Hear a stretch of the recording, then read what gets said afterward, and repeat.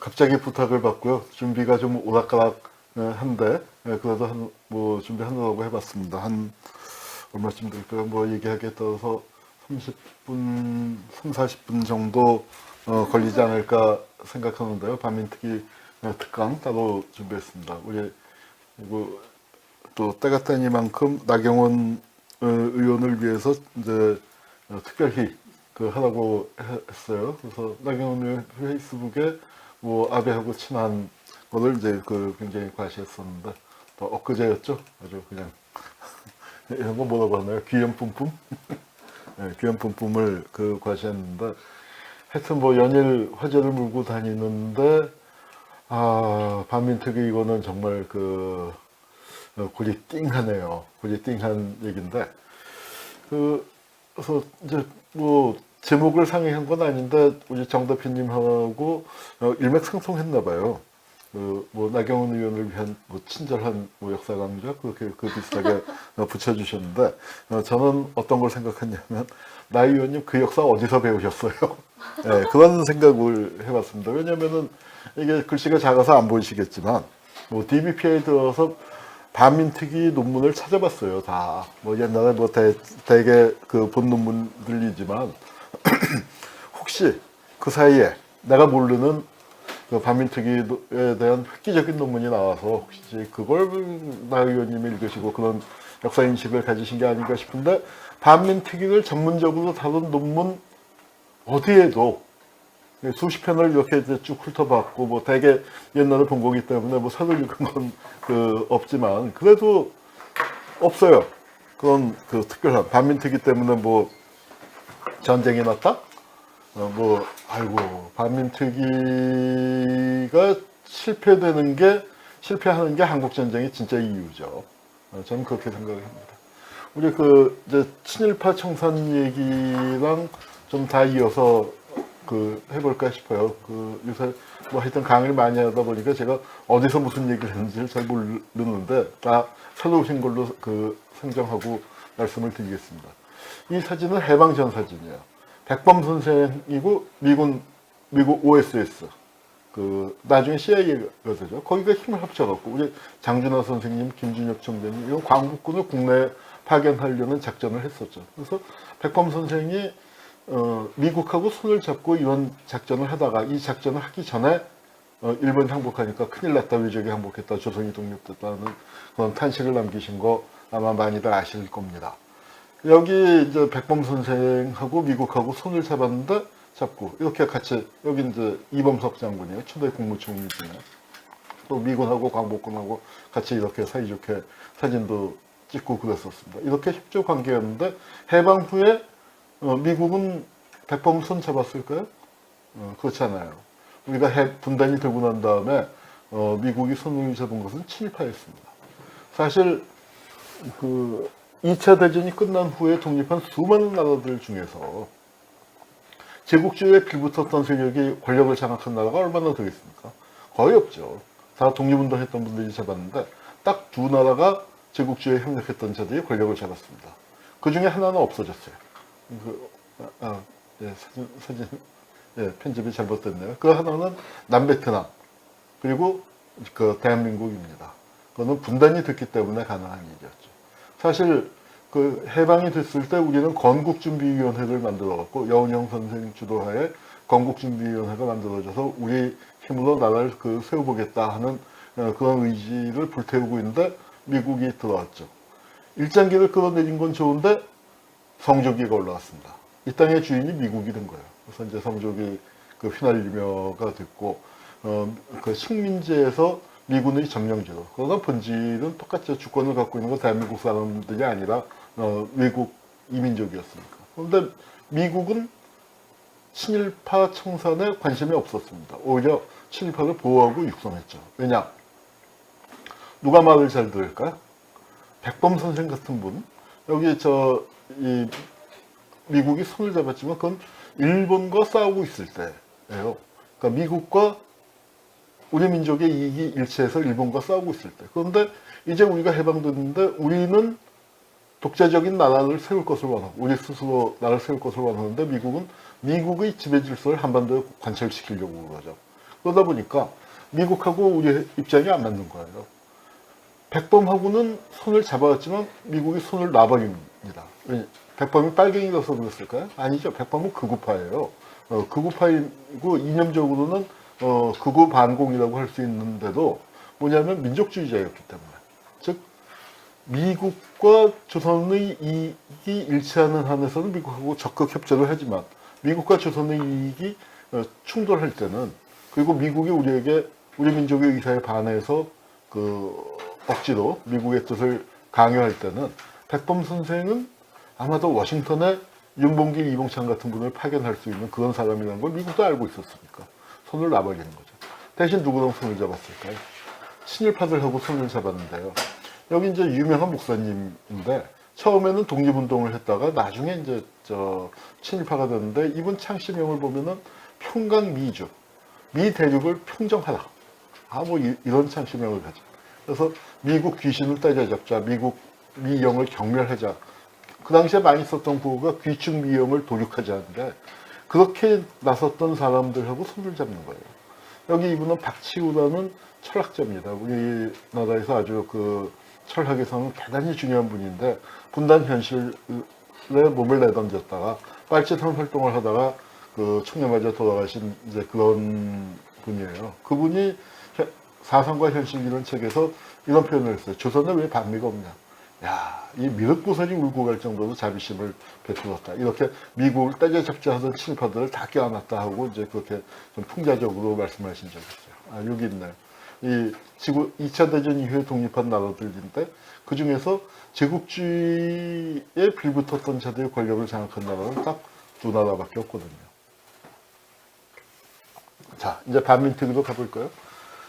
반민특위 문제는 친일파 처단 문제는 우리 민족의 가장 중요한 문제예요. 그런데 미군정이 버티고서서 안 하고 있으니까 또 할 수가 없었고 우리는 이제 그걸 그러면은 우리 손으로 정부를 수립한 다음에 하자. 이제 그렇게 생각을 하고서 이제 좀 밀어놨었죠. 그래서 정부가 8월 15일에 쓰고 그다음에 의회 개헌한 다음에 바로 이제 서둘러서 9월 20일 정부가 수립되고 한 달쯤 지나서 반민족행위 처벌법이 제정이 돼서 공포됩니다. 그리고 반민족행위 특별조사위원회, 줄여서 반민특위라고 하는 거죠. 그게 1948년 10월 22일에 설치가 돼요. 그러면서 여기 우리 세월호 특별조사위원회 만들 때 뭐 기소권을 부여해야 한다, 조사권만 아니라 기소권까지 부여해야 한다 했더니 삼권 분립에 위배된다, 뭐 전례가 없다라고 얘기했는데 전례가 없긴 왜 없습니까? 우리 반민특위에서 특별검찰부 거기다가 특별재판부까지 했어요. 지금도 특별재판부 얘기가 나오잖아요. 그거 왜 나오냐면은 과거에 사법농단에 연루됐던 자들이 계속해서 사법농단과 관련된 사건을 재판한다는 건 말이 안 되잖아요. 그러니까 여기에서는 이 당시에는 뭐냐면은 친일파들을 재판하는데 일제에 복무했었던 검사 판사들이 또 검사 판사가 돼서 재판하면 안 되지 않느냐. 그래서 우리 법률가들 중에서 일제에 부역한 혐의가 없는 분들로 특별검찰부와 특별재판부를 꾸렸습니다. 근데 특별검찰부장은 누구냐면 검찰총장이에요. 특별재판부장은 누구냐면 대법원장이에요. 그러니까 반민특위의 위상이 상당했다는 걸 알 수 있고 필요할 때 특별검찰부와 특별재판부를 두는 게 대한민국에 왜 설계가 없습니까? 이렇게 버젓이 살아있는데 반민특위 깨버리고 아예 역사에서 지워버렸다는 얘기죠. 그래서 이렇게 반민특위가 출범을 했고 조사위원은 정위원은 10명으로 했는데 국회의원을 각 도에서 한 명씩 이렇게 이제 황해제주는 묶어갖고 이제 한 분을 하고 이렇게 해서 출발을 했습니다. 이게 반민특위가 있었던 건물인데 지금은 없어졌죠. 을지로 쪽에 국민은행, 나중에 국민은행이 되는데 반민특위 건물이었습니다. 그리고 반민특위가 이제 출범하고 난 다음에 기념사진을 중앙청에서 찍었고 여기 신익희 국회의장이시고 사진이 작아서 잘 안 보이네요. 여기가 김병로 대법원장. 이게 아마 이범석 총리인 것 같고요. 그건 이제 유인들이 모여서 반민특위의 설립을 축하했습니다. 이분이 반민특위 초대 위원장을 맡은 김상덕 선생. 임시정부 국무위원이었는데 납북되셨어요. 그 바람에 이제 우리 역사에서는 잘 전해지지 않는데 여기 저 백범 선생 모시고 어디 그 임시정부 유인들과 함께 이분이 또 임시정부 국무위원이었으니까 여기 백범의 비서 역할을 했었던 그 엄황섭 선생이죠. 그리고 그렇게 해서 어디 서울교회에 적을 방문하셨을 때 사진입니다. 자, 그리고 이제 반민특위가 만들어지니까 자숙하라 친일공상, 반족배, 반민족 행위자를 이제 줄여서 반족배의 제1탄, 그리고 도망가려던 박흥식을 체포해서 수감했다. 박흥식은 누구냐면 화신, 지금은 없어졌지만 뭐 우리나라 유통 쪽에서 제일 큰 화신백화점.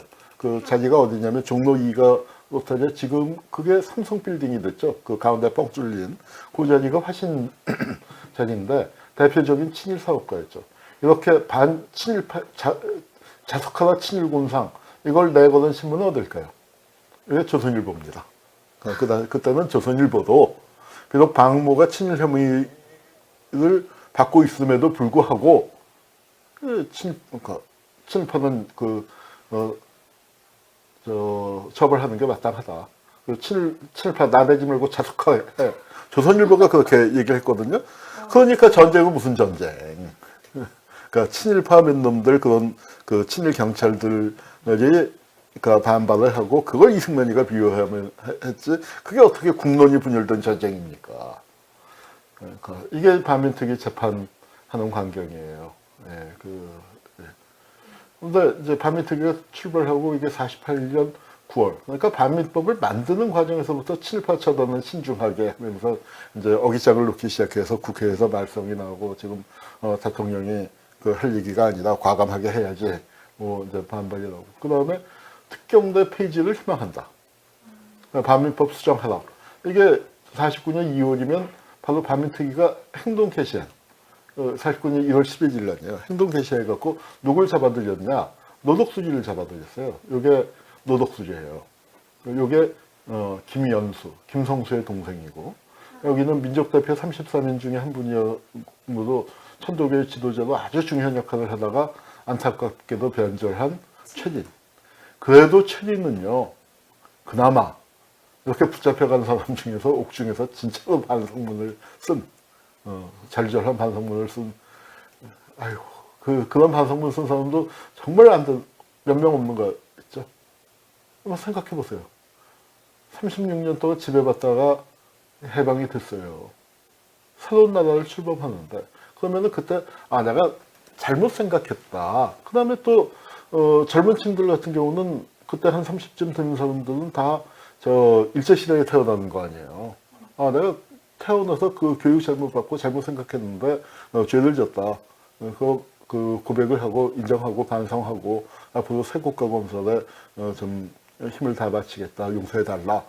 이런 얘기를 한 사람이 열 손가락으로 그걸 다 못 쳐요. 손가락이 그때는 너무 많다 싶을 정도로 그게 말이 됩니까? 그런데 그나마 최진 선생은 그 반성문을 쓴 분이죠. 이 사진을 앞에서 찍은 거예요. 그랬더니 기가 팍 죽었죠. 그런데 뭐 몇 달 후에 이제 기가 팍 살아서 돌아다니게 됩니다. 이 노덕수리가 어떻게 해서 워낙 유명한 놈이었지만 그러니까 유명한 사건이 하나가 있어요. 이게 뭐냐면 세인주 씨의 음모 사건. 그래서 이제 이 간첩사 그러니까 이 암살 음모 사건이 터집니다. 그래서 이제 노덕술이 그 주모자의 한 사람으로 노덕술과 최난수라고 있습니다. 그 사람들이 잡혀 들어가게 되는데 이 사건을 고발한 사람이 누구냐면은 급하게 사진을 정리하다 보니까 사진이 얼른 도망갔네요. 백민태라는 사람이에요. 백민태가 누구냐면 바로 영화 암살의 하와이 피스톨의 모델이죠. 사진청부업자. 우리 역사에 진짜로 사진청부업자가 등장을 하고 암살의 감독님도 아마 거기서 따왔을 거예요. 사진청부업자. 그런데 이제 아마 영화를 만들다 보니까 이제 해방 후에 등장한 사진청부업자를 해방 전에 일제강점기로 시기를 옮겨갖고 이제 영화를 만들었습니다만 우리 역사에 이렇게 실명으로 등장하는 그러면서도 나름 긍정적인 역할을 하는 게 사진청부업자가 백민태입니다. 이분이 그러니까 우파 테러리스트예요. 그래서 중국에서 활동했었고 중국 국민당의 비밀결사 조직하고도 연결돼서 활동을 했던 분인데 이제 그 어떻게 된 거냐면 반민특위가 만들어졌잖아요. 그러니까 친일파들이 큰일 났단 말이야. 야, 저 반민특위 어떻게 하면 좋냐? 야, 저거 때려보셔야지. 어떻게 할까? 아, 우리 경찰이 직접 나설 수는 없고 산인청부업자를 고용하자. 그래서 경찰이 산인청부업자를 고용한 겁니다. 친일 경찰이. 그래서 반민특위를 습격하자고 했더니 그래서 암살 대상이 무려 20명이라고 나오잖아요. 여기 이제 그 이름 나오는데 반민특위 그 특별재판부장 김병로, 반민특위 특별검찰부장 권승열, 반민특위 위원장 김상덕, 반민특위를 만든 국회의 국회의장 신익희, 반민특위 특별재판부의 부장판사 서순영, 반민특위 그 부위원장, 반민특위 조사관, 반민특위 재판관, 판사, 다 이런 식입니다. 그래서 이제 여기 세 분은 반민특위 조사관. 이렇게 해서 이제 명단을 넣었는데, 이 백민태가 명단을 이제 처음 받아보고 나니까 이상한 거예요. 이제, 가령 김상덕 같은 경우는 중국에 있을 때부터 잘 아는데, 보수 민족주의자인데 이걸 갖다가 빨갱이라고 해버리니까 임시정부의 젊은 패거리다 아유 저 영감님들 저 완고하다 고도하다 그렇게 하던 그 영감님을 갖다가 이 공산주의자라고 해버리니까 이건 아니지 이거 뭔가 이상하다. 이제 이 사람은 급급하니까 공산주의에 대해서 반대하는데 그러니까 이상한 거예요. 그래서 이 사람이 좀 상황을 보려고 이제 머뭇머뭇하니까 친일파들 그 촉이 좋잖아요. 그러니까 우리 영화 암살에서도 그 이정재가 그 장면 있죠. 어떻게 선생님이 나를 의심하십니까? 하고 빈청 갖고 쇼쇼쇼 하는 거. 그것처럼 이제 한 일이 있었는데 그 비슷한 일이 벌어졌어요. 친일파들이 의심을 하니까 백민태가 친일파들을 그 안심시키기 위해서 어떻게 했냐. 혈서를 써갔습니다. 혈서를 써갔는데 그래서 혈서 썼어하고 혈서 갖다 주고 이제 붕대맨 손을 보여줬는데 사실은 이 손을 자른 게 아니에요. 닭피를 찍어서 썼어요. 그리고 이제 그 손가락을 빈 것처럼 붕대를 감아갔는데 이 혈서를 보고서 친일파들이 감격을 해갖고 이 붕대 풀어보자는 소리는 안 했어요. 그래갖고 이제 넘어갔는데 그러면서 한 얘기가 뭐냐면은 야 이거 어떻게 한 명 한 명 죽이냐. 한 명 한 명 죽이다가 이거 끝도 없고 그 중간에 일이 잘못될 수 있다. 내가 좋은 생각이 있다. 뭐냐. 그랬더니 뭐냐면 이 사람들 데리고 38선에 가서 거기서 그냥 개근총으로 다 긁어버릴게. 그리고서 뭐라고 얘기하냐면 이 사람들이 집단 월북을 하려고 했었다. 그렇게 몰아붙이죠. 이제 이렇게 좀 황당한 시나리오 같은데 친일파들은 그거 좋은 생각이다 하고 동의를 하고 야 그러면은 여기 죽일 사람들 더 명단 더 줘. 그리고 돈도 더 내놔. 그래서 돈과 무기와 명단을 더 받아갖고 그걸 고발한 겁니다. 검찰에다가. 당시 검찰총장이 명단에 들어있잖아요. 권승열이 그 당시에 또 반민특위 특별검찰부장이자 검찰총장이었으니까. 그래서 이게 사건화가 됐고 그런 와중에서 이제 노덕수기도 잡혀가고 이게 천연수예요. 천연수도 잡혀가고 이 사람들이 진짜 암살 대상의 이국 유인일까? 특위 간부 암살 의무 사건이 이제 진행이 되는 겁니다.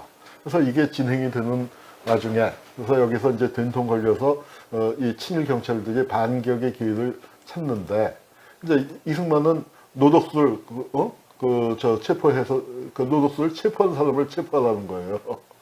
그런 반민특위 사람들을 체포하라고 노덕수 국무회의록입니다. 국무회의에서 이승만이 그렇게 지시를 하지 않나. 하여튼 이제 노덕수 재판이 진행이 됩니다. 그런 와중에 일어난 사건이 국회 포닥치 사건이에요. 국회 포닥치 사건이라는 건 뭐냐? 이건 뭐 이석기 나라는 사건하고는 비교가 안 되는 큰 사건이죠. 그러니까 국회의원이 13명인가가 이제 걸려들게 되는데, 남노당이 국회 내에 포닥치를 심었다. 포닥치라는 게 일종의 밀정, 간첩, 뭐 그런 거를 끈앞을 같은 걸 심어 놓고서 그래서 국회를 조정한다. 그래서 이 빨갱이 의원들이 뭘 했냐. 반민특위 만들고 미군 철수하고 뭐 그런 거 주장하고 있다. 국회 소장파, 개혁파 의원들이죠. 그 사람들을 치는 거예요. 이건 무슨 뜻이냐면은 친일파들이 이제 산인청부업자를 고용해서 반민특위를 깨려고 했는데 그게 실패했잖아요. 그러니까 야 이거 어떡하지? 어떻게 하면 좋을까? 할 수 없다. 우리가 반민특위를 직접 치자. 자기들이 직접 치자고 생각을 할 수밖에 없다. 그런데 야, 근데 반민특위를 국회가 만들었는데 우리가 반민특위를 치면 국회가 가만히 있지 않을 거 아니야. 그럼 이거 어떻게 하면 좋을까? 자, 친일파들 어떻게 했을까요? 친일파들 진짜 목숨 걸고 한 겁니다. 그러면 친일 청산이 왜 실패했느냐? 친일파는 목숨 걸었는데 우리는 목숨 건 게 아니에요. 우리는 당연하게 생각하고 그거 당연히 되겠지 하고 손 놓고 있다가 다 한 겁니다. 해방 당시에 생각해 보세요. 길을 막고 물어봐도 친일 청산이 해야 하느냐 말아야 하느냐 물어보면은 친일파들조차도 친일 청산 해야 한다고 얘기할 때예요. 근데 그게 불과 2, 3년 만에 뒤집혀 버립니다. 친일파들은 목숨 걸고 똘똘 뭉쳤어요. 거기에다가 던진 메시지가 저는 이승만의 그 유명한 연설 있죠. 뭉치면 살고 흩어지면 죽는다. 그 말뜻을 가장 잘 알아차린 건 친일파예요. 그래서 친일파들이 똘똘 뭉쳤습니다. 그래서 뭘 하냐. 국회를 쳐요. 반민특위 치기에 앞서서. 그게 국회 프락치 사건이에요.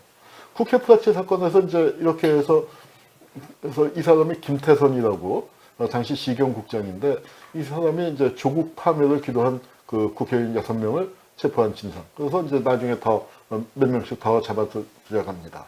이게 바로 노덕술이 이 재판을 한참 하고 있을 때. 그러니까 그때예요. 그런 나중에 이제 벌어지고 이게 벌어지고 여기 주모자가 노덕술이고 여기 밑에 김약수 이분이 국회 부의장이에요. 그러니까 국회 부의장과 국회의원들 여러 명이 포함이 된 사람들이고 이 사람들이 대개 반민법을 만들 때 앞장섰던 사람들입니다. 그리고 여기 이제 나중에 이제 걸려든 분들도 소형들 여기는 반민특위의 그 재판관으로 참여하고 있었고 노일환은 국회의원 신분으로 반민특위의 특별검찰부의 차장이에요. 특별검찰부 부장은 권승열 검찰총장이고 그러니까 그러니까 이 반민특위의 실제 핵심 인물 그 기소를 담당한 핵심 인물을 이 국회 프락치의 수계로 몰아갖고 그렇게 이제 사건을 터뜨린 겁니다. 그래서 김약수 이분은 호가 약수인데 누구 생각나십니까? 약산 생각나시죠? 네. 약산 약수 여성 산같이 물같이 별같이 살자고 했었던 분이에요. 이분은 무정부주의 쪽에서 아나키스트로 시작을 해서 공산주의자가 됐는데 조선공산당의 조직부장이에요. 조직에 대해서는 아주 최고. 근데 그 생각이 바뀌었어요. 나이가 들면서 생각이 바뀌어서 해방 후 직후에는 한민당에 가담을 해요. 처음에 한민당은 그건 이제 조금 그 조심스럽게 평가를 해야 하지만 처음에 한민당이 만들어질 때는 우파 민족주의자들 중에서 괜찮은 사람들도 많이 가담을 했습니다. 그런데 이게 분위기가 이상해지니까 한민당에서 떨어져 나오죠. 그래서 어쨌거나 좌파 우파를 가릴 것 없이 조직에 대해서는 최고의 귀재였는데 국회 부의장이 됐습니다. 좌우 쪽에서 신망이 다 있었기 때문에 그분이 이제 국회 프락치 사건의 주역으로 몰렸고. 근데 그러면서 이제 특위에서 일종의 반격이랄까요?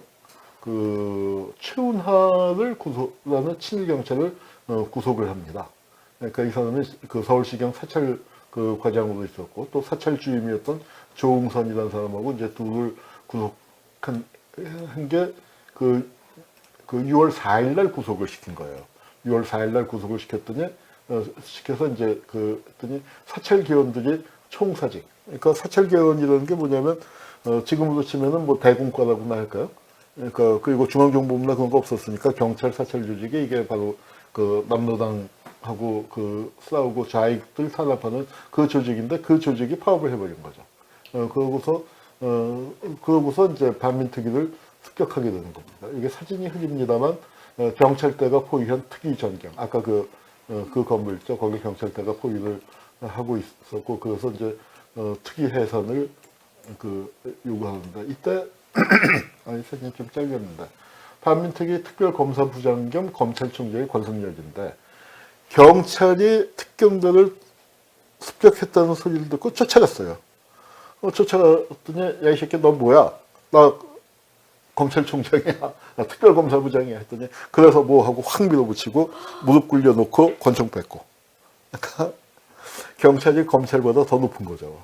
그 당시에 친일경찰도 눈에 뵈는 게 없었습니다. 죽게 살기로 그렇게 했고, 여기, 그, 사진 몇 장까지 그 습격을 주도한 인물들을 좀 보시겠는데, 우리 반어법 행위자 열전 편찬위원회에서 다 그 반어법 행위자로 들어가 있는 인물인데, 예, 장경근이라고, 그 당시에 내무부 차관이었고, 나중에 내무장관도 지내고, 이 장경근이는 반민특위 습격뿐만 아니라 국회 프락치 사건, 백범 암살, 또 부산정치파동, 그다음에 3.15 부정선거까지 아주 그 이승만 시절에 그 온갖 악행의 중심에 서 있던 사람인데, 눈치 빨라요. 4.19 때 일본으로 튀었습니다. 그래서 그 3.15 부정선거의 원흉으로 국내에 있었으면은 사형을 당했어요. 그러니까 최인교 못지않은, 그래서 사형을 당했을 만한 그런 위치에 있는 인물인데, 일본에 튀어서 그 일본으로 망명을 했고요. 여기 이제 이 사람은 김태선이라고, 아까 저 시경국장, 나중에 서울시장, 내무장관과 서울시장을 했고, 민간인 학살의 주역이에요. 근데 이 사람은 그 독립운동을 했던 사람인데, 그러니까 장경근은 친일 판사였죠. 친일 판사였. 그런데 이제 그 우파로서 이승만과 함께 이제 이승만의 부하가 돼서 반민특위 탄압에 앞장섰습니다. 이건 서울시장 시절에 라이프지에서 찍은 사진이고요. 그 다음에 이제 이 사람이 최운하. 그 말썽 많은 아까 문제가 됐던 최운하인데, 이 사람은 많은 자료에 납북됐다고 나오는데 납북된 게 아니라 한강다리 폭파할 때 그때 죽었어요. 그러니까 이승만 정권에서 한강다리 폭파할 때 그때쯤처럼 한강다리를 건너고 있다가 도망을 가다가 그때 폭파하는 바람에 시경 형사 몇 명하고 같이 죽었다. 이제 그렇게 얘기가 되고 있습니다. 윤기병 이 사람이 바로 중부경찰서장으로서 특경대를 습격할 때의 행동대장이죠. 그 지휘라인은 장경근 내무차관, 김태선 시경국장, 그 다음에 행동대로서 윤기병이 이제 병력을 이끌고 가서 때려 부신 겁니다. 그랬더니 그런데 내가 시킨 거야. 이승만이 AP 기자한테 아주 딱 내가 시킨 거야. 반민특위는 한꺼번에 하려면 한 번만 해라. 한 번 잡아들였으면 됐지. 이제 그거 못하게 하는 거예요. 그래서 이제 그렇게 하고, 그리고 대통령이 국회에다가 그거 내가 해산시킨 거야 하고 국회에다 정식으로 보고를 하고요. 그러면서 이게 이제 8월 6일인데요. 그 반격이 어떻게 되냐면 반민특위 위원이었던 김명동 위원을 구속시켜요. 바로 그 반민특위 깨고 난 다음에 이분은 이 충남 제1의 갑부였던 친일파 김갑순을 직접 체포했죠. 그러니까 반민특위 위원들 중에도 또 이제 활동력이 좀 왔다 갔다 하는데, 이분은 보수파고 안동 김씨고, 그다음에 또 유림 계열이에요. 이제 그런데 이제 하여튼 신간회에도 우파로서 신간회에 참여했던 민족주의자. 근데 김갑순 꽤 오래돼서 지금 젊은 분들은 모르시겠지만 민나더불어데스라는 유명한 유행어가 있었죠. 전부 다 도둑놈이야. 뭐 나만 갖고 그러지만 다 도둑놈이야 하는 유행어를 만들어냈었다. 아마 수사반장에 나왔었던 김상순 씨. 뭐 지금 젊은 분들은 모르겠지만 그분이 뭐 연기를 해서 한때 굉장히 화제가 됐었던 드라마의 주역인 김갑순을 체포한 분입니다. 그리고 이분은 국가보안법을 반민특위 빨갱이들이 만들었다고 얘기하지만, 김명동은 국가보안법 제정에 앞장선 사람이에요. 국가보안법 폐기 제안이 부결됐을 때 다수 의원이 지지로, 그때 지금의 혼란기에 있어서 우리는 강력한 법의 제정을 절실히 느끼고 있다. 국가보안법 필요성을 옹호한 거죠. 이게 우파 민족주의자들 중에는, 그러니까 이제 우파도 두 종류가 있죠. 친일한 우파가 있고 민족주의 우파가 있는데, 민족주의 우파는 국가보안법은 그래 필요해, 좌파하고 싸우려면 필요해 라고 생각하면서, 그리고 그때 국가보안법은 지금 국가보안법에 비하면은 솜방망이였으니까, 또 솜방망이였고, 그리고 저 상황이 여순사건 터진 직후잖아요. 여순사건 터진 직후니까 정부 수집된 지 뭐 2달 만에 군대가 항명사건, 그 당시에는 반란이라고 불렀죠. 항명사건을 일으켰고, 정부가 위태위태하니까 이제 우파들이 위기의식을 느껴서 여기 가담했어요. 그래서 국가보안법 제정을 앞장서자고 했는데, 친일파들은 어떻게? 빨갱이다 이거야, 빨갱이라고. 국회의원한테 국가보안법을 옹호한 김명동도 적고, 적고는 게 뭡니까? 붉은 개란 말이에요. 붉은 개. 붉은 개도 그 빨갱이들의 하수, 아주 그 부하 노릇하고 있다. 그러니까 이제 이렇게 그 몰아간 거죠. 그러니까 이게 전쟁인가요? 이게 국론 분열인가요? 국민들은 일체에서 친일파 처단을 요구하는데 거기 구석에 몰린 친일파들이 이승만을 등에 업고 한 게 그게 국론 분열이었을까요? 이제 그렇게 돼서 이제 그 잡아가두고 반민특위 깨고 난 다음에 7월 7일 날 반민법이 개정안이 통과됩니다. 7월 7일 날 해놓고 뭐냐면 8월 말로 공소시효 완료는 문 닫아라 그거죠. 지금 조사 중인 사건도 마무리할 수 없는 걸로 바로 문 닫아라. 그렇게 하니까 이 특위 간부들이 대거 사표를 내고 그래 좀 알았어 사표. 네. 그러더니 특위 특검 뭐 특제 등을 다 해체하고 그러면 이제 그 뭐 대검찰청 대법원에 이관하자. 그리고 이인우 이 법무장관을 지냈죠. 이 양반이 일제시대 때는 민족변호사였는데 민족변호사 세 분, 그러니까 허헌, 김병로, 이인 그 셋이 이제 그 독립운동했던 분들을 도맡아 변호하던 분인데 이런 분들도 이승만한테 적극 협조하면서 친일파 비호에 앞장서서 김상덕 몰아내고 난 다음에 두 번째 반민특위 위원장이에요. 그러니까 문 닫는 위원장이죠. 친일파를 처벌하려는 게 아니라 친일파를 처벌 안 하기 위해서 하는 반민특위 위원장을 지내서 이인의 경력이 참 안타깝죠. 민족 변호사로서의 그 쌓았던 명성을 다 부시는 겁니다. 이 김태선, 최은하 콤비가 나중에 또 치안국장, 시경국장 내정됐다가 임명은 안 됐어요. 워낙 친일파로서 그 이름이 악명이 높았기 때문에. 그리고 이제 반민특위가 그렇게 깨진 다음에 영화에서 보면은 이정재가 나오죠.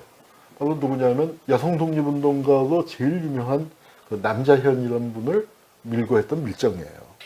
이 영화 암살 잘 만들었는데 특히 이 장면 인상 깊죠. 법정에서 수많은 독립운동자를 학살하고 투옥하는 악행을 저지른 이종형이가 영은 잘못됐습니다. 형입니다. 법정에서 손을 피웠다는 거죠. 그 이종형이가 누구냐? 대동정론을 냈어요. 대동정론은 어디서 나왔냐면 대동신문사에서 나왔는데 대동신문은 어떤 신문이냐? 그때는 조선일보가 뭐 나쁘지 않았어요. 괜찮은 신문이었어요. 그런데 이 대동신문이 정말 문제였는데 지금 조선일보 플러스 중편 아주 개쓰레기 같은 그 신문입니다. 그 신문사 사장님이 이종형인데 재판에서 무죄 받았어요. 이정재가 무죄 받았듯이. 이 영화 암살에서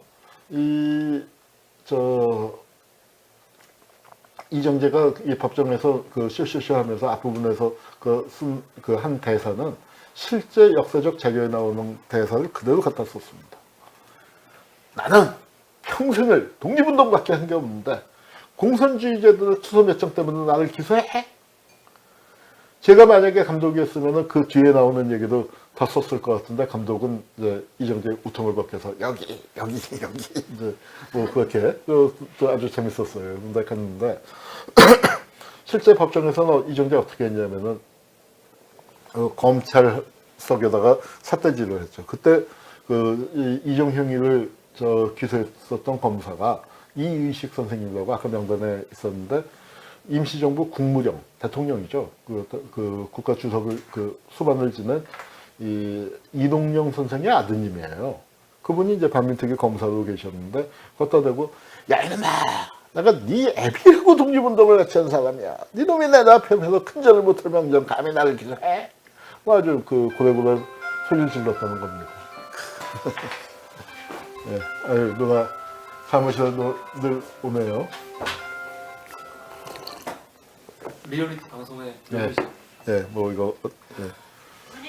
저쪽 문을 좀 열어놓죠. 근데 우리 역사에서 그 영화에서는 어때요? 이정재가 무죄 받고 풀려났더니 어디선가 안호균과 명우가 나타나서 쏴 죽이죠. 통쾌하게. 근데 솔직히 얘기해서 이거 역사 왜곡 아닌가요? 우리가 통쾌하기 때문에 또 우리가 바라는 바를 그렸기 때문에 문제 제기를 안 했을 뿐이지 실제로는 실제 우리 역사하고는 참 다른 거죠. 실제로는 어떻게 됐습니까? 여러분 무죄 받고 풀려난 이정재가 안호균과 명우한테 맞아 죽는 게 아니라 거꾸로 안호균과 명우를 찾아서 죽이죠. 안호균과 명우만 죽입니까? 백범까지 죽이잖아요. 우리는 친일청산에 그냥 실패한 게 아니에요. 친일파 민족 반역자를 처단하자고 주장하던 민족적 양심을 가진 우파 세력이 친일파에게 거꾸로 빨갱이로 몰려서 처단을 당한 겁니다. 우리는 역청산을 당한 거예요. 친일청산은 그냥 실패한 게 아니에요. 이게 반민특위 좌절. 이게 이렇게 됐기 때문에 남북을 전쟁을 피하고 통일을 찾는 길이 끊겨버리는 겁니다. 굉장히 저는 한국전쟁이 발발하는 데서 물론 그 군사행동을 한 이 북쪽의 책임이 더 훨씬 더 크지만 그러나 남쪽 입장에서 어떤 통일 방안, 대화 그런 걸 찾을 수 있는 길이 여기서 막히는 거예요. 여기서 백범 선생과 같이 그 단독 정부 수립에 참여하지 않고 통일을 받았던 그 큰 힘이 친일파들에 의해서 무너지고 그렇게 된 거죠. 그리고 노덕수는 풀려나서 여기 헌병이 된 거예요. 그래서 이제 굉장히 재밌는 현상이 물갈이랄까요? 딱 친일 경찰로 너무 소문이 난 놈들이 경찰을 물러나요. 그거 어디로 가느냐? 헌병으로 들어가요. 그리고 악질 헌병으로 유명한 놈들도 또 물러나요. 그거 어디로 가느냐? 경찰로 가요. 자리 맞바꿔요. 그래서 노덕수리가 악질 고등경찰의 대명사였다가 헌병으로 가서 활동을 합니다. 이건 누구냐면 최난수라고 이제 유명한 친일 경찰인데 노덕수를 만나러 놀러 간 거죠. 그래서 거기서 같이 사진 찍은 거고요. 자, 그러면은 친일파 청산에 실패한 게 어떤 결과를 낳았는가를 좀 보시죠. 마산 앞바다에서 김주열의 시신이 떠오릅니다. 두 주먹을 꽉 쥔 소년의 사체가 떠올랐는데 바로 김주열. 마산상고 1학년이라고 나오는데 정확하게는 1학년이 아니에요. 정확하게는 입학 예정자예요. 그때 4월 학기였기 때문에 3월 15일 날 죽었으니까. 근데 교복을 입고 있었죠. 마산상고 교복을 미리 받아갖고 입고 있어서 마산상고 1학년이라고 이제 얘기를 해도 꼭 틀린 말은 아닙니다. 재밌는 건 재밌다는 표현을 쓰면 안 되겠지만 이 김주열이 마산 사람이 아니에요. 남원 사람이에요. 남원 사람. 그 당시만 해도 영호남 지역 감정이 별로 없어서 호남에서 영남으로 유학을 간 거예요. 이모 할머니가 마산으로 시집가서 있었기 때문에. 이게 이제 직경 5cm, 긴 20cm 최루탄이 이렇게 눈에 박힌 거죠. 이한열은 최루탄에 의해서 뒤통수를 맞았다면은 여기 김주열은 이제 정말 눈에 박히는 참 끔찍한 일이 벌어졌는데 이거를 박정표라는 자가 그 시신을 지폐에다가 싣고 바다에 가서 돌을 매달아서 바다에 버렸어요. 근데 진짜 진실은 가라앉지 않는다라는 말이 참 너무 맞는 것 같아요. 이게 3.15 부정선거 반대 투쟁이 한 4주쯤 전개되다가 이제 점점 사그러 들고 있을 때 김주열의 시신이 떠오른 겁니다. 돌이 어떻게 풀렸는지. 그래서 이게 김주열 어머니는 남한 분이 이제 마산에 와서 우리 주유를 못 받냐고 이렇게 막 열심히 찾아다니다가 포기하고 이날 아침에 남원으로 가는 버스를 탔어요. 버스가 아마 남원에 도착하기 전에 이 시신이 떠오른 거예요. 그래갖고 이제 발칵 뒤집혀져서 이제 조사해 보니까 최루탄을 누가 쐈냐? 박정표, 마산경찰서 경비주인 박정표가 정면에서 쐈고 그 시신을 박정표가 유기했단 말이에요. 서장한테 보고했더니 적당히 처리해. 그래서 시신을 유기했다. 이제 그렇게 한 거예요. 그래서 박정표가 재판에 회부됐습니다. 그래서 마산 발포 사건을 구형을 사형이 구형이 됐고 그래서 여기 이제 재판 받고 있는 거예요. 근데 도대체 이게 얼마나 흉악한 놈이길래 저런 짓을 저질렀는가 궁금해갖고 찾아봤어요. 그랬더니 반민특위 재판 기록에 여기 박정표라고 이름이 나오죠. 박정표. 반민특위로 잡혀가서 재판을 받았는데 어떻게 됐어요? 반민특위 잡혀간 악질 헌병이에요. 그런데 반민특위에서 무죄 받았잖아요. 이게 그 반민특위가 깨지고 난 다음에 그 유야무야 되면서 이제 그 다음에 붙잡혀 들어간 사람들 대충 무죄 받았어요. 대충 무죄 받았는데 여기 그 조사 기록에 보면은 다 아라이 갱기치라는 이름으로 학인동호회 사건, 정장호 사건, 그 황학명 사건, 무궁당 사건 등 부산 경남 지역에서 고문왕으로 불렸던 그 악질 헌병이었단 말이죠. 그리고 여기 그 고문당한 사람의 증언까지 다 이렇게 이 뜨거운 화로를 머리 위에 들고 있게. 아, 저걸 놓으시자. 이거 소돔에. 그러니까 그거 뭐 하여튼 우물에 담그고 뭐 난타하는 거는 뭐 기본이고 이로 말해서 상상할 수 없는 비인도적인 잔혹한 방법으로 그렇게 했었던 자가 그리고 또 고문하고 난 다음에는 우리 다 같이 황국 신민이다. 성전, 그 일본의 대동아 전쟁이죠. 그 태평양 침략 전쟁에 협력해라. 그래서 우리 밀정이 되라. 이제 뭐 그런 걸 강요하기도 했던 전쟁이에요. 근데 반민특위에서 과거의 잘못을 깨닫고 모범수였을 뿐더러 죄악을 고백했다. 개전의 정이 있다 하고 무죄 판결을 내립니다. 그래서 이제 이렇게 풀려났는데, 야, 이거 참 기막힌 일 아닐까요? 어떻게? 반민특위에서 무죄 받고 풀려난 놈이 11년 뒤에 이승만의 앞잡이가 돼서 김주혁을 저렇게 참혹하게 죽일 수가 있는가? 우리 역사에서 정말, 야, 이건 누가 소설로 써도 말이죠. 소설로 써도 리얼리티가 부족하다. 구성이 너무 자기적이다. 그렇게 얘기할 만한 일인데, 이게 정말 이런 이게 벌어져 갖고, 이게 4.19까지 이어지는 걸 보니까 반민특위를 청산하지 못한 게 우리 역사에 반민특위 아니라 친일파를 청산하지 못한 게 우리 역사에 어떤 악영향을 미쳤는가를 보여주는 대표적인 사례가 아닐까 합니다. 반민특위를 만들어서 전쟁이 일어난 게 아니고요. 나경원 의원님, 반민특위가 오히려 무너지면서 그게 긴 역사 전쟁이 벌어지게 되는 계기입니다. 네. 오늘 그 강의는 여기서 마치도록 하겠습니다. 감사합니다. 댓글이 저기서 예. 댓글을 좀 댓글이 많이 달렸습니다. 그래요? 그래서 댓글을 좀 보시면 좋을 것 같습니다.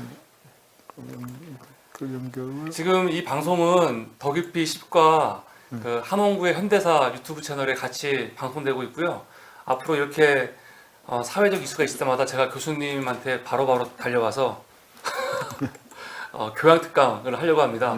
근데 지금 교수님이 유튜브 시작하신 지 얼마 안 되셨고요. 채널에 저희 같은 경우는 이제 곧 10만 명이 되는데 교수님 채널은 지금 200명 조금 넘었습니다. 여러분 지금 빨리 들어가셔서 교수님 채널 구독 좀 부탁드리고요. 제가 링크를 밑에 넣어드리겠습니다. 제가 보여드릴까요, 여기서? 여기서 아니, 여기서 들어가셔서 여기서 들어가셔서 여기서 유튜브 들어가셔서 채널로 여기서 제가 한번 보겠습니다. 여기서 네, 내 채널 채널로 들어가셔서 여기 네. 요거 그리고 소리를 끄셔야 됩니다. 소리를 끄시고 이제 교수 한 번만 누르시고 여기 지금 댓글 올라온 거 너무 글씨 작죠, 교수님? 조금 이거를 키워볼까요? 좀 키울 수 있습니다. 잠깐 제가 키워볼게요.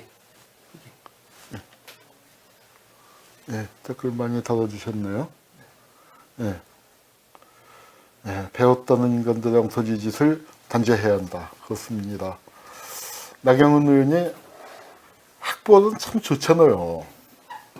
근데 참 역사 교육을 못 받으신 것 같아요. 어디서 받으셨는지 모르겠는데 굉장히 잘못된 인식을 갖고 계신데 어떨까요? 그러니까 무료 특강이라도 해드릴까요? 자, 그리고 일본 자민당 색이 초록색인가요? 하여튼 초록은 동색인 건 맞습니다. 구독 신청해 주신 분 감사합니다. 친일 청산을 해야 나라가 발전하는데 우리 친일 청산을 못했죠. 그럼에도 불구하고 우리가 참 여기까지 왔습니다. 여기까지 온 건 두세 대 만에 저렇게 참혹하게 당했다가 두세 대 만에 여기까지 온 건 우리 민주 시민들, 촛불 시민들의 힘이라고 생각합니다. 친일 청산을 과거로 돌아와서 하는 게 아니고요. 지금 남아있는 적폐를 청산하는 것. 그게 바로 친일 청산하는 길입니다. 저는 역사를 중시하지만 역사의 바로잡음은 과거로 타임머신 타고 가서 하는 게 아니라 우리가 지금 살아가는 오늘에서 하는 지금 여기 이 순간에 해야 하는 거죠. 그래서 이 적폐 청산을 통해서 현재의 적폐 청산을 통해서 친일 청산을 이룰 수 있다. 그 말씀을 드리고 싶습니다.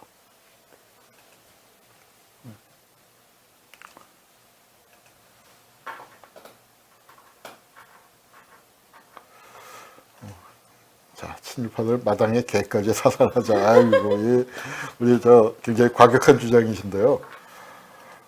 그런데 오늘 이름을 한 번씩 박혜규 선생님, 굉장히 과격한 주장을 해주셨습니다. 마음으로야 다들 그렇겠습니다만 사실 그래요. 반민특위가 제대로 됐을 때 친일파 청산 어떤 식으로 했을까요? 저는 친일 청산을 그렇게 사살하는 식으로 할 사람은 많지 않았을 거라고 생각해요. 그리고 친일 청산 잘하는 길은요. 또 이상하게 들리실지 모르지만 저는 많이 봐주는 거라고 생각해요. 잘 봐주는 거. 왜냐하면 우리가 인물이 적었어요. 그리고 친일파들 중에 모르고 한 사람들도 꽤 돼요. 그러니까 그런 사람들한테는 그리고 우리에게 중요한 거는 한 개인을 벌하는 것보다 친일이라는 행위 자체가 정말 얼마나 민족사적으로 큰 죄악이었는가를 명확하게 하는 게 중요하기 때문에 그 사람들이 자기의 죄를 고백하고 반성하고 근신하고 자숙하고 그리고 일정 기간 지나서 그 죄를 용서받고 좀 새나라 건설에 참여할 수 있는 길을 열어주는 게 마땅하다고 생각합니다. 친일자가 묻었다고 다 버릴 수 없잖아요. 우리 옷에 뭐가 묻었으면 세탁해서 입어야지. 그렇다고 묻었어 하고 기분 나빠하고 새 옷 그때마다 사 입을 수는 없지 않습니까? 저는 마찬가지라고 생각해요. 친일파들 왜냐하면은 새나라 건설해야 하잖아요. 그런데 신교육을 받은 사람이 너무 없었어요. 그리고 신교육을 받은 사람들 중에 친일때가 안 묻은 사람은 하늘의 별 따기처럼 찾기 어려웠거든요. 그렇기 때문에 조금 죄가 웬만한 사람들 과감하게 봐주는 게 맞다고 생각합니다. 그러나 다 봐줄 수는 없죠. 정말 봐줘서는 안 되는 친일파는 누구냐면은 독립운동했던 사람들을 밀고하고 체포하고 고문하고 학살한 친일파들 이런 놈들까지 봐줄 수는 없지 않습니까? 제가 아마 친일청산 문제에서 친일파 처단을 제일 많이 봐주자고 주장하는 사람일 텐데 저도 이런 사람들만큼은 꼭 처단해야 한다고 주장을 해요. 그런데 우리 역사가 정말 안타까운 건 뭐냐면 이런 자들이 대한민국의 실제 권력을 장악한 겁니다. 그리고 그 권력이 이어집니다. 그런데 지금 적폐 그 사람들 개인적으로 예컨대 나경원이 친일 옹호한다고 해서 나경원 가게에서 친일파 처리해서 그게 답일까요? 전 그렇지 않다고 생각해요. 나경원 집안에서 친일파 쳤던 시도들도 있었던 것 같은데 외할아버지가 친일파다 그런 소문도 한참 들었었는데 동명이인으로 밝혀졌죠. 그래서 한 개인을 놓고 보는 것보다는 그 세력이 어떻게 이어졌는가. 예컨대 급하게 하다가 이제 사진을 준비 못했습니다만 노덕술에서 누구한테로 이어집니까? 박철원으로 이어지죠. 박철원이 이근환으로 이어지죠. 이근환이 친일파입니까? 이근환 친일파 아니에요. 이근환 불러다 고문시킨 정형근이 친일파입니까? 아니에요. 박철원도 친일파 아니에요. 그러나 그들이 바로 친일파의 맥을 이은 거 아닙니까? 혈연으로 찾기보다는 이런 계보로 찾는 게 훨씬 더 중요하다는 말씀을 드리고 싶습니다. 구독 신청해 주신 분 많습니다. 우리 박향기님 또 있고, 그다음에 백시모님 역사 시간에 조단나베. 아이고 맞습니다. 역사 시간에 졸았는지 역사 교육을 못 받았는지 잘 모르겠습니다. 하여튼 지금이라도 배울 마음이 있다면 얼마든지 강의하겠습니다. 그리고 꼭 여기 들어와서 이런 강의들 그냥 자기가 찾아봐도 되겠고요. 우리 리디아의 정원님, 갈 길이 멀다고 하셨지만요, 우리 많이 온 거예요. 그러니까 뭐 어쩌다가 이제 등산 갔을 때 이렇게 돌아보면 아이고 아직도 저만큼 남았나 하지만 뒤돌아보면 우리가 어느새 여기까지 올라왔지? 그렇지 않습니까? 나베 아베하고 학년이 같네요. 아유, 구독해 주신 분들 동해 일출 TV요. 아유, TV 방송 하시는군요. 예, 저 반갑습니다. 예. 또 본인이 친일님을 커밍아웃했다. 백시모님 말씀해 주셨고, 예, 늘 잘 배우고 있다는 SH 어떻게 읽어야 하나요? SHIJLKH 아마 한글로 쳐보면은 성함이 나올 것 같네요. 예. 우민화 교육의 뿌리를 내렸다. 뭐 해달과 별님, 예, 그렇죠. 아픈 역사 직시하는 게 힘들지만 그래도 우리 직시해야죠. 맞습니다. 나베가 일본의 탕 맞습니다. 예, 예. 예, 그렇죠. 죄가를 다 치른다면 안아줄 동의, 그 용의가 있다는 말씀, 예, 맞습니다. 친일파도 우리는 비슷하게 생겼다. 근데 자세히 보면 다르다. 아유, 근데 외모로는 잘 감별이 안 되는 것 같아요. 예, 외모로는. 이름을 한 번씩 언급해 주셔야 돼요. 예, 명진님, 예, 그리고 또 구독 꾹 눌러주신 분, 응원해주신 김은주님, 더블럭님 감사합니다. 김정원 치안국장이요. 예, 알겠습니다. 김정원은 따로 한번 그 특별 코너로 저희가 반헌법 행위자 열전을 준비하고 있는데 그 반헌법 열전 그 때문에 제가 사실은 유튜브를 시작했거든요. 거기 등장하는 몇 명들 준비가 된 사람들 저희 또 카드뉴스도 많이 만들어놔서 반헌법 행위자 열전을 보면은 김정은 카드뉴스 잘 만들어 놓은 거 있습니다. 그래서 일단 오늘은 제가 학교에 수업을 가야 하기 때문에 예, 이제 한 5분 10분 내로 방송을 마쳐야 돼요. 그래서 김정은 얘기는 일단 거기서 보시고 제가 나중에 특별히 한번 예, 특강을 만들겠습니다. 아이고 전정옥 선생님 감사합니다. 예, 강의가 조금 확장되었으면 좋겠다는 제가 열심히 좀 하고 또 여러분들께서 많이 구독해 주시고 또 그 주변에 좀 알려주시기 바랍니다. 더블럼님 다스베이다 보고 후원하셨다는데 반갑습니다. 아유 감사합니다. 다른 그 구독자님들도 더블럼님 하신 거 잘 보시고 같이 후원해 주시길 바랍니다. 뉴스공장에 나오셔서 오늘 말씀 전해주세요. 뉴스공장에 좀 압력 넣어주세요. 그럼 기꺼이 가겠습니다. 네, 감사합니다. 또, 예. 그럼 우리 이쪽 채널에서 마치고요. 네. 우리 더기피시면 예. 한 400명 들어와 있는데 400 너무 많아서 와. 그냥 교수님이 지금 수업 가셔야 돼서 예. 더기피십은 좀 빼고 그리고 이 교수님 채널로 들어왔을 때 메리트가 있어야 되니까 교수님과의 소통은 교수님 채널 들어오셨을 때만 이렇게 해야 될 것 같습니다. 그래서 교수님 채널 빨리 다 들어와 주시고 구독해 주시고요. 그럼 교수님 제가 따로 영상 나중에 짤로 만들려고 하는데 우리 나연님한테 영상 편지 하나 하실래요? 우리 더기피십의 대표이신 정준호 대표님께서 우리를 아주 팍팍 밀어주고 계십니다. 네. 나경원 의원한테 영상 편지. 네, 이건 하나 제가 만들어서 그건 너무 따로 하나 올리겠습니다. 너무 어려운 거죠. 너무 어려워요? 우리 제가 잘 한번 만들어 보겠습니다. 예, 그래요. 음악 넣어서 이거 우선은 여기서 지금까지는 그 우리 구독자들을 위한 특강이었고 예. 이제 나연님께 정중한 영상 편지 하나 공식적으로 우리 반헌법 행위자 열전 대표로서 예. 잠깐 한번 해보시죠. 네. 네. 알겠습니다. 지금 이제 나연님께 공개 영상 편지. 나 의원님,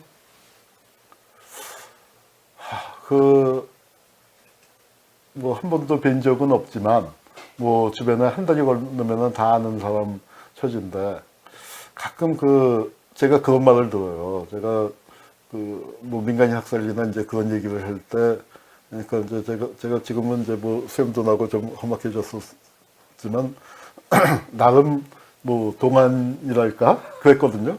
근데 이제 그 형 친구가 뭐 어디서 제 강연인지 뭐 유튜브나 뭐 그걸 보신 다음에 저희 형한테 그랬나 봐요. 야, 저 홍구는 왜 저 순한 얼굴로 저런 무서운 얘기를 하고 다니냐 근데 나 의원님은 어떻게 왜 그 정말 아름다운 외모를 가지셨는데 저 외모에서 그 외모만큼 아름다운 말씀이 나왔으면 좋겠는데 사람들 그 어떤 뒷목을 잡게 만드는 그리고 뒷목을 잡게 만든 다음에 저렇게 뿜뿜 하셨는데 제발 그 우리 역사에 대해서만큼은 좀 신중하게 발언을 해주셨으면 좋겠고 그리고 잘 모르면은 그냥 입 다물고 계세요. 그게 그 다른 사람들 상처 주지 않고 또 나 의원 자신에게 그 말들이 다 돌아갈 거라고 생각합니다. 이 반민특위 이렇게 많은 논문들 중에 나 의원님 그 생각을 담은 게 하나도 없어요. 그 역사 어디서 배우셨어요? 이 한홍구 TV 보시면은 제가 가끔씩 뭐 이런 거 올릴 때 나 의원님 생각하면서 나 의원님을 위해서도 그 역사 특강을 좀 준비할까 합니다. 한국 보수 세력의 역사 거기에 대해서 한번 좀 제대로 공부해 보시기 바랍니다. 우리나라 보수 세력의 계보를 세울 때 이렇게 반민특위를 때려부신 친일파들 노덕수리, 김창룡이, 최운하, 전봉덕, 최난수 이런 사람들이 우리 보수의 계보가 아니에요. 우리 한국 보수의 진짜 계보는 반민특위를 만들고자 했던 우파들 좌파 얘기하는 거 아닙니다. 반민특위 우파가 만든 거예요. 대한민국 그 우파들을 빨갱이로 몰아친 게 국회 프라치 사건이잖아요. 그래서 우리 역사 좀 잘 공부하시기를 부탁드립니다. 감사합니다. 감사합니다. 교수님 마치겠습니다. 네. 수고 많으셨습니다.